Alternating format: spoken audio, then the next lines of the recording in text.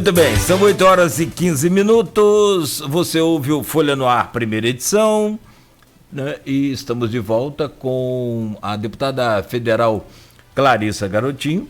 Aqui no intervalo a gente continua, claro que evidente, batendo papo. Às vezes você vê a gente sorridente e claro que a gente descontrai um pouco também, para variar, falando sobre Fluminense, por conta da caneca aqui. Agora a Clarissa, que também é tricolor, tem 3 filhos lá, flamenguistas, e aí tá difícil segurar. 3 filhos não. Tem 3 filhos não, 3. Filho do coração, e tem um Vicente de 3 anos. Perdão, Clarissa. 3 torcedores flamenguistas dentro de casa. 3 torcedores. Perdão. Eu queria falar, já inclusive. Já vesti a camisa do Flamengo por causa deles. Então tá tudo certo. Mãe a gente que é mãe, né? A gente... Mãe é mãe. É. Eu tava falando que nas redes sociais eu já vi foto do Vicente com o Gabigol entrando no estádio, enfim, o menino tem bom gosto, né? Bom, mas nós voltamos e o assunto, infelizmente, é muito sério, e a gente está com essa entrevista com a deputada Clarissa Garotinho, deputada federal, claro, no sentido de a gente buscar aqui mais esclarecimento, mais apoio, né, para a nossa região, principalmente para o estado do Rio, onde ela pertence. Então a gente busca evidentemente que, né, descontrair um pouco, mas a coisa é muito séria.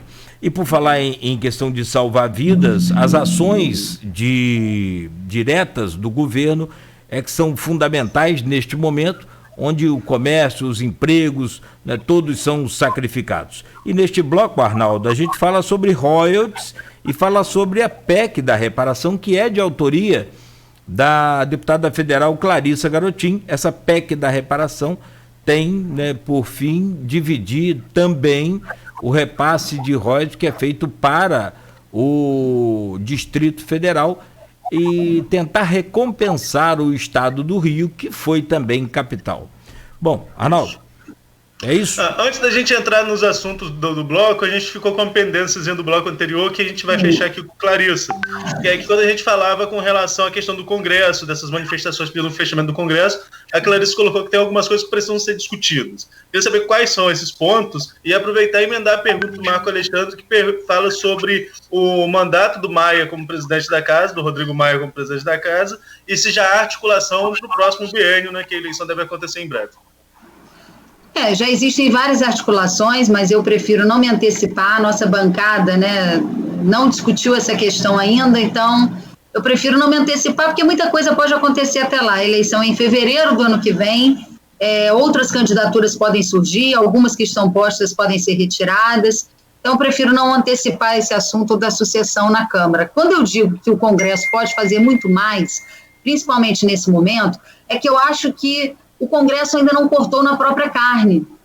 Como é que a gente pode ver, né, cerca de 4 milhões de brasileiros que tiveram contratos de trabalho suspenso? Mais de 3 milhões de brasileiros tiveram redução no seu salário.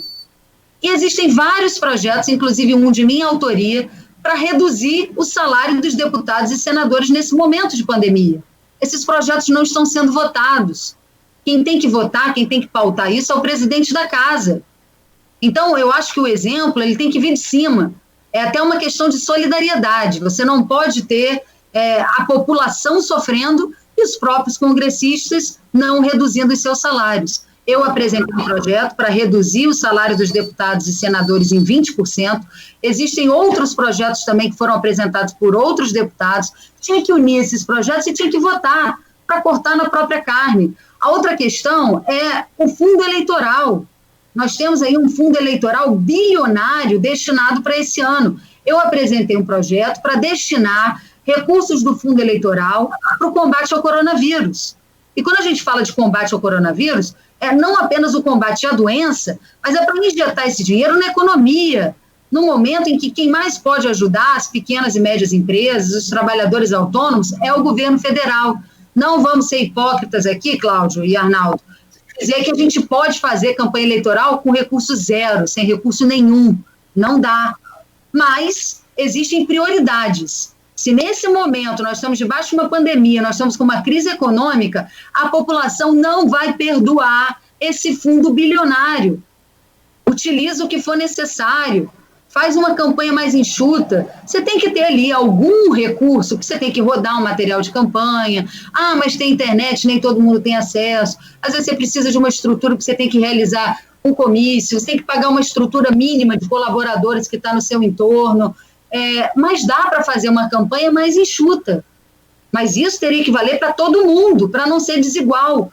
Por isso, é importante que o fundo eleitoral possa ser utilizado nesse momento. Lá na frente, ver o que faz, ver o que sobra, ver o que dá para fazer. Agora, ficar deixando as coisas estarem como estão e não discutir. Por exemplo, eu estou vendo a discussão do calendário do Enem. Vamos adiar o calendário do Enem. Tudo bem, vamos adiar. É justo adiar o calendário do Enem. Só que a prova do Enem acontece em novembro. A eleição acontece antes, acontece em outubro. Vamos adiar o Enem, mas não vamos adiar a eleição? Eu sou a favor de que a eleição seja adiada.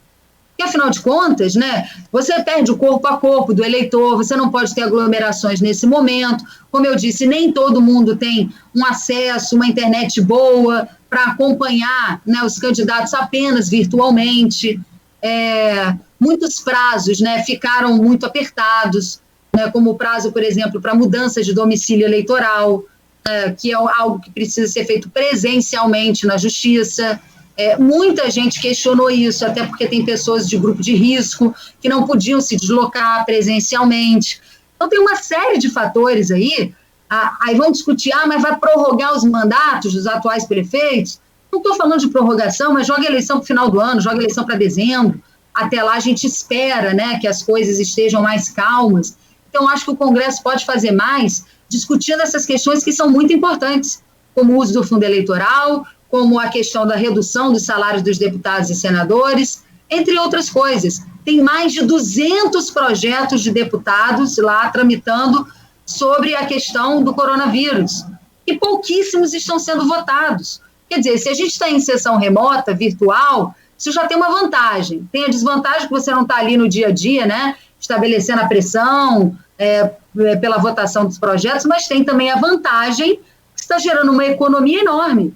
Você tem mais de 500 deputados e seus assessores, né, que não estão voando todos os dias, todas as semanas, indo e voltando. Então, isso gera uma economia para a Câmara dos Deputados. O que está sendo feito com essa economia, né?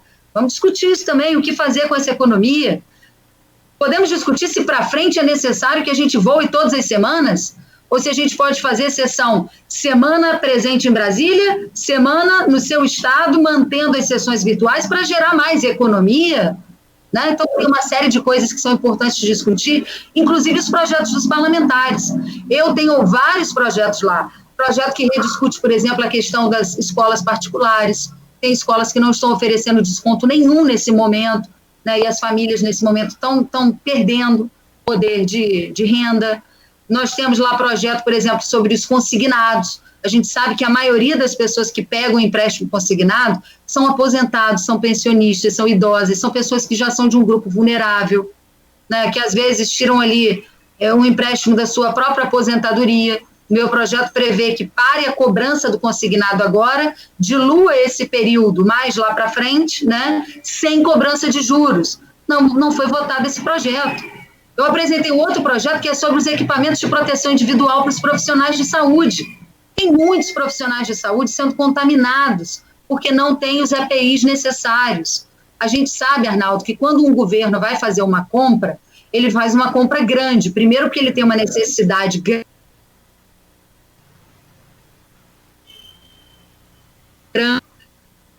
precisa fabricar muita coisa de uma só vez.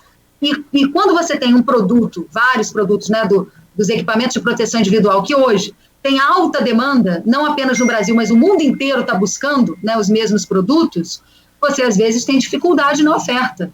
O que acontece? Vários profissionais de saúde, eu conheço diversos médicos e enfermeiros, que eles próprios compraram os seus equipamentos de proteção individual. Às vezes numa loja de clínica hospitalar, de equipamento hospitalar, você não consegue comprar em quantidade, mas você consegue comprar um item, um óculos de proteção, um capacete daquele de proteção, jaleco, luva. Vários compraram pela internet. Então, vários profissionais de saúde gastaram do seu próprio dinheiro para comprar os seus equipamentos quando eles deveriam estar sendo fornecidos pelo governo. O que diz o meu projeto? que os profissionais de saúde vão poder depois deduzir isso no imposto de renda. Claro, até um limite de valor, é um limite de R$ 3.500. Eu acho esse um projeto de extrema importância, não foi votado. Então, o Congresso tem que fazer mais do que simplesmente analisar uma ou outra medida. Tem muitas medidas, não apenas minhas, mas de diversos outros deputados, que são muito importantes, que não estão sendo discutidas nesse momento. Certo, deputada. Tem outra questão aqui com relação ao Congresso, que a gente já pode entrar nela para falar sobre royalties também. A pergunta até que quem trouxe aqui no grupo foi o Edmundo Siqueira, ele é servidor público e também é blogueiro da Folha da Manhã. O Edmundo levanta o seguinte ponto. Gostaria de saber da deputada o que ela pensa... Não, essa aqui é outra pergunta, desculpa. Deixa eu pegar do Edmundo aqui. Como o Congresso pode exercer seu papel de legislador com uma crise econômica, sanitária e institucional instaladas para que o Supremo não tenha que ocupar esse espaço constantemente? A questão dos royalties, por exemplo, deveria ser discutido no pacto, não deveria ser discutido num pacto federativo no Congresso Nacional? A ideia era essa, a ideia era no pacto federativo tratar da questão dos royalties, né, ou na reforma tributária se rediscutir alguma outra forma de tributação que pudesse beneficiar o Rio de Janeiro para que a gente não tenha perdas tão grandes. Na verdade, o Supremo Tribunal Federal quer que o Congresso encontre uma saída política.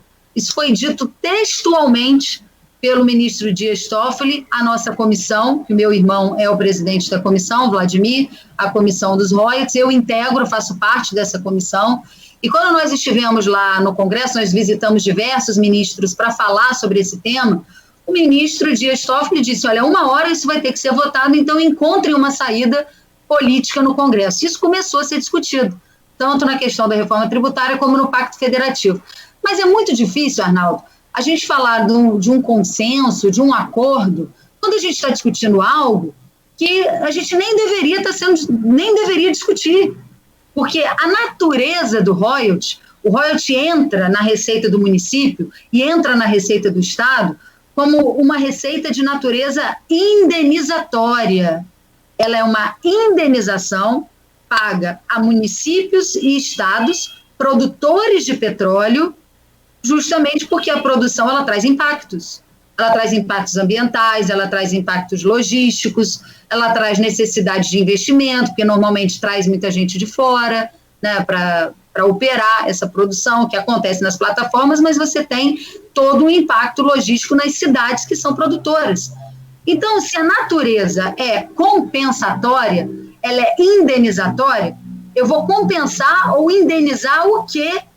A município e a estado que não produz petróleo. Então, na minha opinião, assim, é um equívoco, inclusive, do Supremo, querer que a gente faça um acordo sobre algo que a própria natureza, o próprio pagamento diz que é só para quem produz. O Estado do Rio recebe muito dinheiro porque produz mais de 80% do petróleo nacional. Nós temos diversos municípios que vão ser extremamente afetados, não apenas Campos, mas nós temos muitos municípios de 70% que vão perder 70% da sua arrecadação. Então, isso é algo muito grave, não apenas para o Estado, mas para os municípios produtores. E a gente já está vivendo uma época difícil, né? A gente está vivendo uma época que o valor do barril do petróleo já está mais baixo, que a demanda já está mais baixa, né? Os cofres municipais e os cofres do Estado já estão sofrendo, né, com essa redução de preço. Então, é difícil a gente encontrar acordo porque a gente entende que não tem acordo. Além disso, se você pegar esses recursos do Estado e dos municípios e redistribuir para mais de 5 mil municípios brasileiros, o que esses municípios vão ganhar é muito pouco. Agora, o que os nossos municípios e o nosso Estado vai perder é muito. É para fechar as portas, é para aniquilar o Estado do Rio de Janeiro. Deputada, no primeiro bloco eu falava sobre questão de participação especial. Campos recebeu a menor parcela da história de participação especial desde 2000, no governo Arnaldo Viana, passando pelo governo Mocaibe campista, depois o governo da prefeita Rosinha, e agora do governo Rafael. O menor repasse de todos foi esse de 1 milhão. O anterior, o segundo menor, foi no governo Rosinha, como eu falava na hora que a senhora entrou aqui na live, estava falando sobre isso, que foi o de 4,5 milhões em maio de 2016. Mas, enfim, é um momento muito difícil. Eu tenho a pergunta aqui do secretário de Desenvolvimento de Campos, o Felipe Quintanilha. Ele diz aqui Gostaria de saber da deputada o que ela pensa sobre a antecipação de recursos de royalties, apelidada como venda do futuro, feita 3 vezes na gestão da ex-prefeita Rosinha, mais precisamente em 2014, 15 e 16, quando a arrecadação do ouro negro já declinava consideravelmente. Isto é, diante da queda de arrecadação, ao invés de contrair empréstimos, não poderia diminuir o custeio? Por que pegar empréstimo e empregar esse dinheiro para pagar folha de pagamentos e fornecedores atrasados? A deputada faria como sua mãe se prefeita fosse, comprometendo as gerações futuras? Bom, primeiro é importante esclarecer que esse termo venda do futuro é um termo usado pela oposição em Campos, não pelo nosso grupo político, um termo inventado pela gestão Rafael Diniz. Então, eu não posso concordar com a venda do futuro. É importante dizer também que foram 3 movimentos que foram feitos durante o governo. Uma cessão de crédito é diferente de uma operação de crédito. Então, o governo Rosinha fez uma primeira operação de aproximadamente, que contraiu de empréstimo aproximadamente 150 milhões em royalties, e no final ela teria que pagar 180, 200, né? Tinha um ágio sobre isso, e acabou pagando menos. Ela pegou 150 e pagou aproximadamente 130. Eu não lembro os valores exatos, mas mais ou menos isso. Então, quer dizer, pagou menos do que, na verdade, contraiu de empréstimo. Inclusive, isso gerou o afastamento, na época, do diretor do Banco do Brasil, o diretor regional do Banco do Brasil, e ele disse, olha, eu não podia prever que o preço do petróleo ia cair. Então, na verdade, a primeira operação ela foi vantajosa para o município. A segunda, a prefeitura quitou praticamente integralmente. E a terceira não foi um empréstimo, foi uma cessão, foi uma venda de barris de petróleo, que é diferente, né? Quando você contrai um empréstimo, você tem que devolver. Na verdade, você fez uma venda que corresponde a 10% do que a prefeitura arrecadasse em royalties. E quando é uma cessão, quando é uma venda, você pode utilizar os recursos para o que quiser, para o que for necessário. Eu não posso chamar isso de venda de futuro, é uma venda de barril de petróleo. E naquele momento, foi o que salvou a gestão. Era extremamente importante fazer essas operações. Agora, quando você fala, ao invés de pegar um empréstimo, por que está demonizando o empréstimo? Todas as prefeituras que têm capacidade de articulação, de negociação política, contraem empréstimos. A Prefeitura do Rio contraiu empréstimos, o governo do Estado contrai empréstimos, não apenas com o Banco do Brasil, com a Caixa Econômica, mas também com o Banco Mundial, né, mas também com o BNDES e diversas outras formas de empréstimo.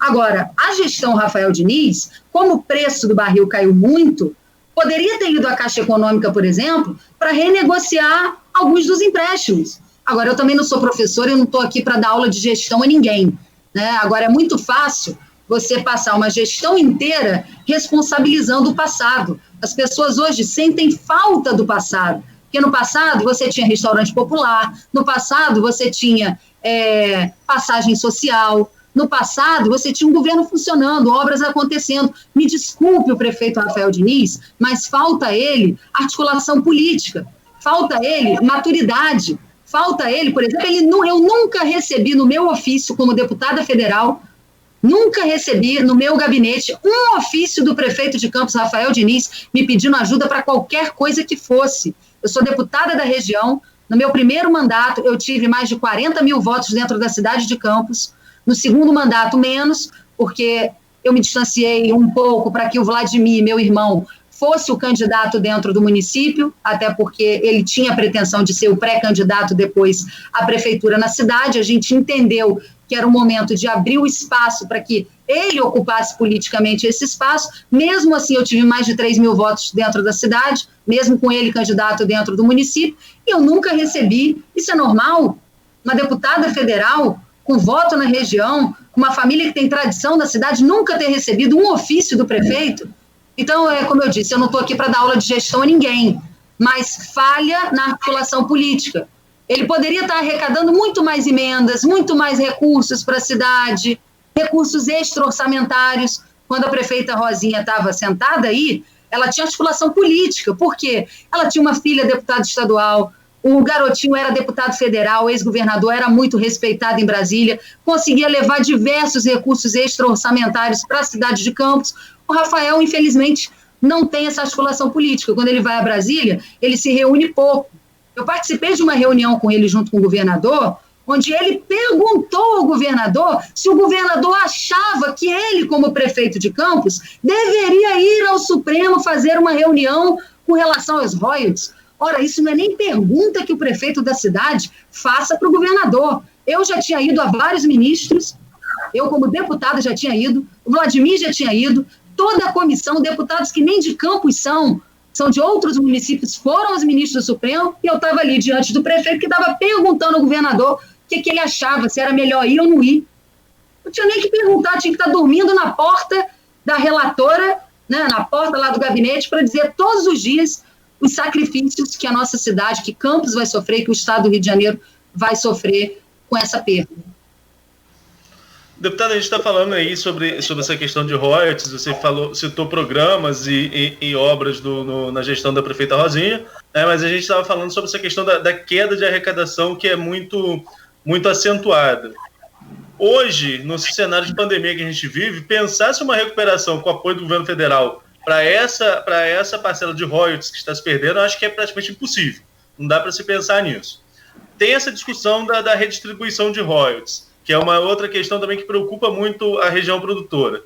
Agora, para o futuro, como que vai se projetar isso? O que tem aí de alternativa caso a região perca os royalties ou a perda dos royalties é um assunto que está fora de cogitação, pelo menos no seu entendimento? Nós conseguimos adiar novamente. Desde que a Rosinha era prefeita, a gente vem conseguindo adiar quando no Congresso, né, nós fizemos vários movimentos de adiamento. Agora, realmente nos preocupa porque em novembro do ano passado estava marcado o julgamento dos royalties. Nós fomos lá, pedimos tempo, né? E aí o ministro disse, procurem um acordo político. Isso começou a ser discutido lá no Pacto Federativo e na reforma tributária. Entrou a pandemia. A ministra Carmen Lúcia, quando adiou o julgamento para abril, ela adiou e disse, vou votar em caráter irrevogável. Mas, claro, no meio de uma pandemia, ela teve a sensatez, assim como o Supremo Tribunal Federal, como um todo, teve a sensatez de entender que não era o momento para votar isso. Mas logo depois da pandemia, a gente sabe que isso vai voltar a ser discutido. Então, é muito importante a articulação política. É muito importante o entendimento entre o Estado do Rio e o governo federal, porque a gente sabe que também pesa, né? As decisões do governo federal também pesam dentro do Congresso, também pesam perante o Supremo Tribunal Federal. Então, essa falta de articulação entre o Estado do Rio e o governo federal, ela é muito ruim, não só pela questão dos royalties, mas pela questão, por exemplo, do regime de recuperação fiscal, que é um regime péssimo, mas hoje não tem outra saída. Quando o Pezão assinou esse regime, é bom a gente lembrar que o Estado estava numa situação que o servidor público estava na fila para receber cesta básica. Diante disso, foi colocado praticamente uma faca no pescoço do governo do Estado, que aceitou condições dentro do regime de recuperação fiscal que jamais deveria ter aceitado. Como, por exemplo, o Estado foi obrigado a abrir mão de todas as suas ações judiciais contra a União. Só aí o Estado do Rio perdeu mais de 13 bilhões de reais. Como, por exemplo, era um regime para valer por 3 anos, então ele vai vencer no segundo semestre agora desse ano, podendo ser prorrogado por mais 3. E o que diz o regime? Que quando acabar o vencimento, né, do regime, seja no segundo semestre desse ano, pode ser que não seja renovado, ou daqui a 3 anos, o Estado do Rio vai ter que pagar 2 parcelas da dívida simultânea.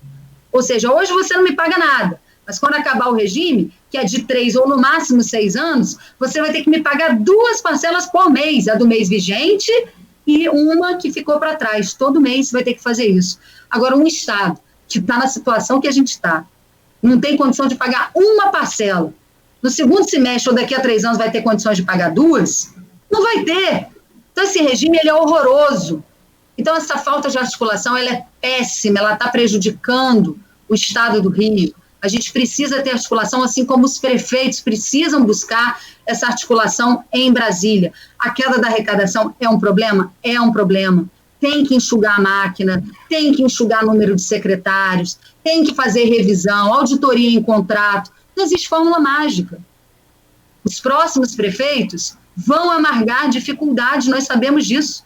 porque a recessão econômica ela já está aí e ela vai piorar, porque além de tudo, além da diminuição, né, do valor do barril, essas coisas que você citou, a pandemia ela está gerando desemprego, ela está trazendo problemas muito sérios, né, para os comerciantes, para os empresários em geral, principalmente para os pequenos e médios empresários, que são aqueles que mais empregam no país. Então a gente sabe que a gente vai viver um período de recessão terrível.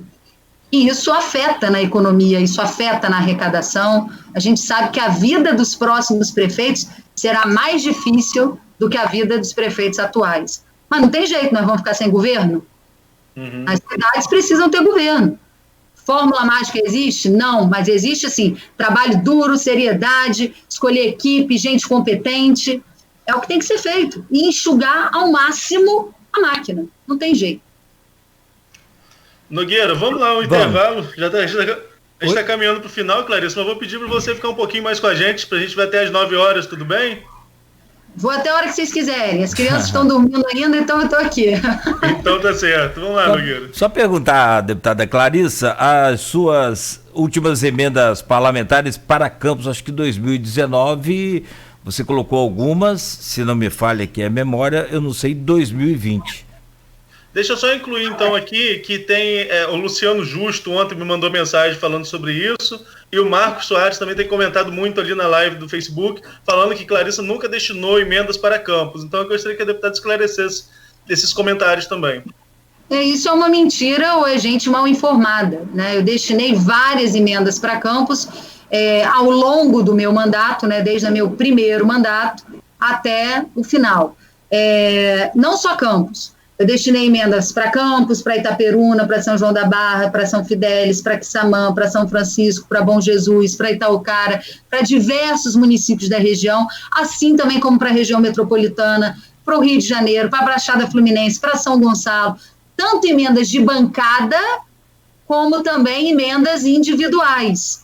De emendas individuais, eu destinei 3,5 milhões para Campos, para o setor de creches, R$1 milhão para ampliação de unidades de saúde, 3,5 milhões para o Hospital Ferreira Machado e para o Hospital de Guarulhos, para compras de equipamentos. Assim que eu assumi o meu mandato, tinha uma emenda do deputado Garotinho, que eu priorizei essa emenda, porque quando o deputado sai, a emenda fica perdida, e eu priorizei essa emenda para a instalação da Defensoria Pública da União, que não foi instalada em Campos até hoje, né?